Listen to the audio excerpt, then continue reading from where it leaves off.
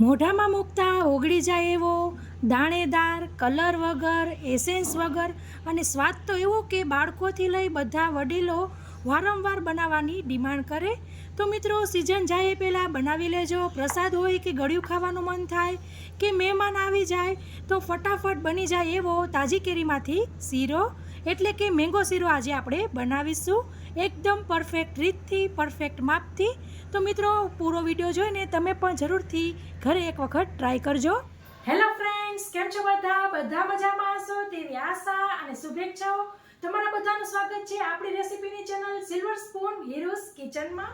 સૌપ્રથમ આપણે કેરી લઈશું. મેં અહીં કેસર કેરી લીધેલી છે અને એકદમ સરસ પાકી હોય એવી કેરી લેવાની છે. તો આપણે હવે કટ કરી લઈશું. તો આપણે કેરીને કટ કરી લીધી છે, તેને આપણે હવે કપમાં ભરી લઈશું એટલે તમને માપમાં ખબર પડે. તો આવી રીતે 1 કપ અને આ આપણો બીજો કપ કેરી થઈ છે. આમ મીડિયમથી નાની સાઈઝની આપણી કેરી હતી. હવે આપણે આને કશું પણ નાખ્યા વગર પીસી લઈશું.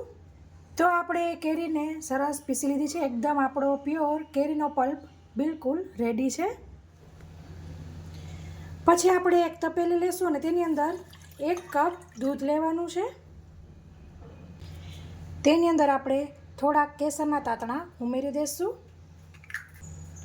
અને દૂધની જ અંદર આપણે 1/4 કપ ખાંડ ઉમેરવાની છે. તમે જોઈ શકો છો 1/4 કપ.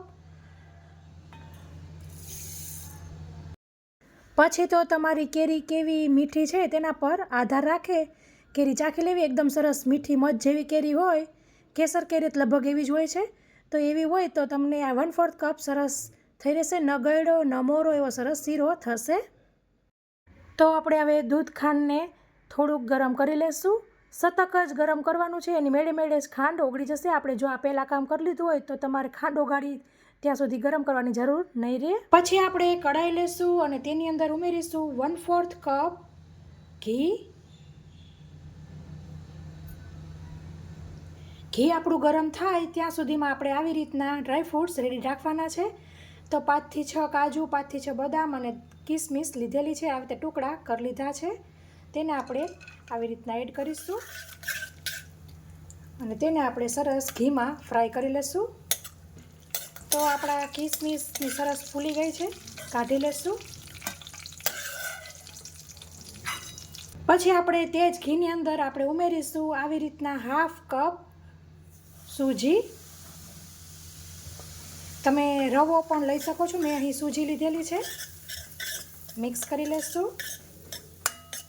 હું અહીં તમને કપમાં બતાવી રહી છું બધું માપ. તમે કોઈ પણ એક તમારા ઘરનો બાઉલ હોય, વાટકો, તે સેટ કરી શકો છો.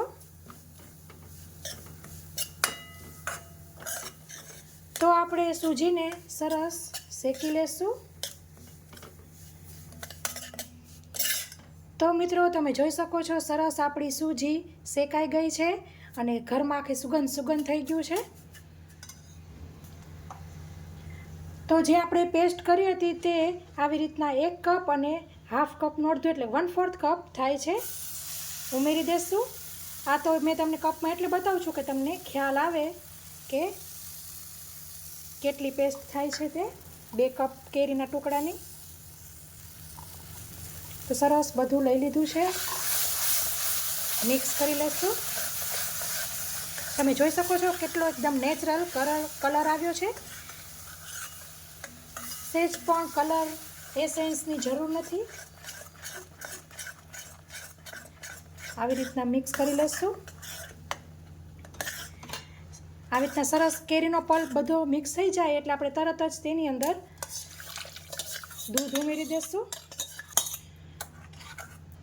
દૂધ હલાવીને ઉમેરવાનું અને પાછું મિક્સ કરી નાખશું અને તરત જ આપણે હલાવી લેવું.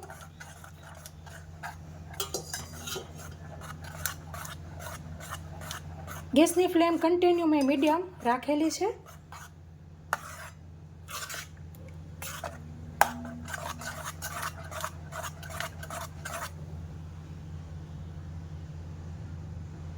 બદામ છે.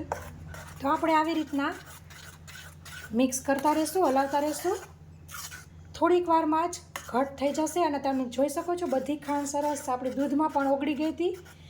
મિક્સ ખાસ એટલે કરીને ઉમેરવું દૂધ કે બાય ચાન્સ તમારે જો ખાંડ ઓગળી ન હોય તો બધું સરસ મિક્સ થઈને આની અંદર આવી જાય.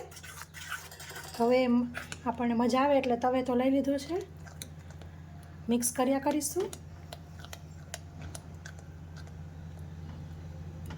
કિનારીથી લેતા જવાનું છે. ઘણા લોકો આવી રીતના દૂધને જે હોય તેનો ભાગ લિક્વિડનો ભાગ બળી જાય પછી ખાંડ ઉમેરતા હોય છે. તમારે તેમ કરવું હોય તો તેમ કરી શકો છો, પણ અહીં બધાની રીત અલગ અલગ હોય છે.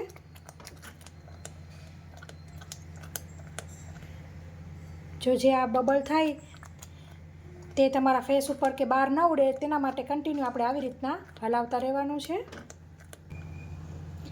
તમારે આની અંદર ફ્લેવર કરવી હોય તો તમે એલચીની ફ્લેવર કરી શકો છો.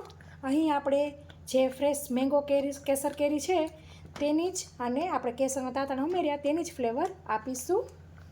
મિત્રો, તમારા શીરામાં પાણી છે કે નહીં તે ઘણા લોકોને ખબર નથી હોતી કે શીરામાં લિક્વિડ આવે છે કે નહીં, તો તેની એક નિશાની છે કે આવી રીતના બકબક થતું હોય, મીન્સ બબલ્સ થતા હોય એટલે એમ સમજવાનું કે તમારા કોઈ પણ વાનગીમાં પાણીનો ભાગ છે. અને પછી છેલ્લે ઘી છૂટું પડી જાય એટલે આપણને આઈડિયા આવી જાય કે આપણી સરસ વાનગી શીરો રેડી છે. આ બધી ટિપ્સ ટ્રિક્સ હોય છે બધી ખબર પાડવાની. જે નવા હોય છોકરાઓ બનાવતા હોય તો છોકરાઓ મીન્સ દીકરીને દીકરાઓ બંનેની વાત કરું છું, અમારા કાઠિયાવાડીમાં બધાને છોકરાઓ જ કહે, તો શીખતા હોય એમને માટે ખાસ છે આ કે ખબર પડે તેમને. જો તમે જોઈ શકો છો એકદમ ઘટ થવા આવ્યું છે અને બબલ્સ હવે ઓછા થવા માંડ્યા છે.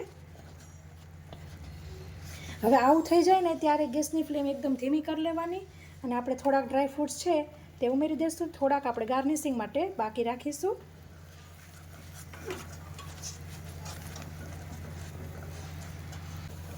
તો તમે જોઈ શકો છો સરસ આપણો શીરો રેડી થઈ ગયો છે. તો આવી રીતના રેડી થઈ જાય એટલે આવી રીતના હું 1 ચમચી ઘી ઉમેરું છું. આ ઘી ઉમેરવું બિલકુલ ઓપ્શનલ છે, પણ તમે ઉમેરશો તો સરસ તેના ઉપર ગ્લેઝ આવી જશે, શાઇનિંગ આવી જશે. તમે જોઈ જ શકો છો. ગેસની ફ્લેમ બંધ કરી લેશું. સરસ આપણો શીરો રેડી થઈ ગયો છે. તો આપણા મેંગો શીરાને આપણે સર્વિંગ બાઉલમાં લઈ લઈશું. તો આપણે મેંગો શીરાને બાઉલમાં લઈ લીધો છે, સર્વિંગ બાઉલમાં. હવે આપણે ઉપરથી આપણે તળેલા ડ્રાયફ્રૂટ્સ હતા તે લઈ લઈશું.